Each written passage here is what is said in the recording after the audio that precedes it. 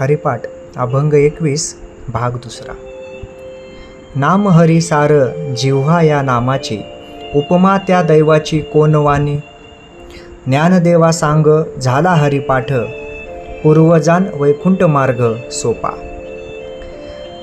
जिव्हा म्हणजे जीभ. ह्या जिभेचं महत्त्व आपल्या आयुष्यामध्ये भरपूर आहे. ह्या जिभेचा उपयोग मुख्यत्वे करून आपल्याला खाण्यासाठी आणि विशेषतः त्या पदार्थाची चव बघण्यासाठी होतो. या व्यतिरिक्त जिभेचा उपयोग म्हणजे स्पष्ट आणि शुद्ध बोलण्यासाठी, म्हणजे आपली वाणी शुद्ध करण्यासाठी किंवा व्यवस्थित समोरच्याला समजावी म्हणून हा आपल्या जिभेचा उपयोग असतो. म्हणून ती जीभ देखील व्यवस्थित असली पाहिजे. ज्ञानेश्वर महाराज हरिपाठामधून सांगतात की जी जीभ हरिनामाचा सतत उच्चार करते, म्हणजेच नामस्मरणाचं महत्त्व अधोरेखित केलेलं आहे. जेव्हा एखादा भक्त, एखादी व्यक्ती नामस्मरण करत असते, त्यावेळेला त्या नामस्मरणाचं महत्त्व हे शरीरावर, मनावर, पूर्णपणे त्याच्या कार्यावर होत असतं आणि त्याचाच लाभ त्या माणसाला होत असतो.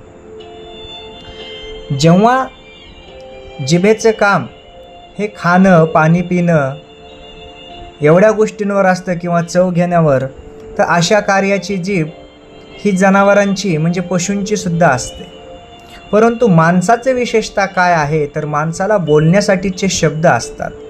म्हणून याचा उपयोग जर चांगल्या कामासाठी, इतरांना शिव्या न देता, शिव्या श्राप न देता चांगलं बोलणं आणि जर हरिनामाचा जाप या जिभेद्वारे झाला तर त्या मानवाचं कल्याण होतं.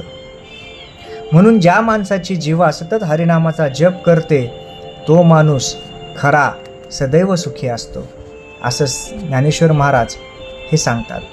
उपमा त्या दैवाची कोण वानी. म्हणजे काय, तर एखाद्या गोष्टीला आपण उपमा देतो, तिची तुलना करतो. परंतु काही गोष्टी अशा असतात की जिला उपमा होऊ शकत नाही, त्या अथांग असतात. समजा समुद्र जर म्हणलं आपण, सागर, त्याला आपण इतरांची उपमा नाही देऊ शकत, कारण तो अथांग आहे. त्याचप्रमाणे जेव्हा आपण एखादा भक्त सतत भगवंताचं नामस्मरण करतो, तेव्हा त्याच्या नामस्मरणाला देखील आणि त्या भगवंताच्या भाग्याला देखील, त्याच्या भक्तीला देखील दुसऱ्या कशाचीच उपमा लागू होत नाही.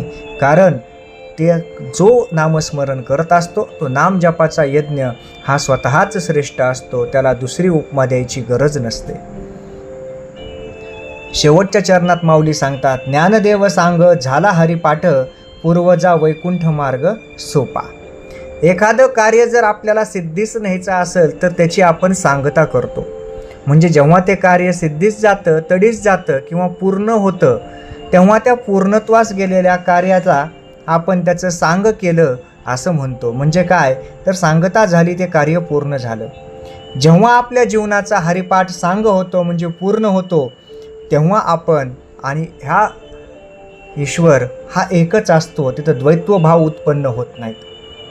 आणि म्हणून नामजप हा अखंड केला तर आपल्या मनात प्रेमभावना वाढून हरिपाठ आपल्या जीवनाचा सार्थक करत असतो.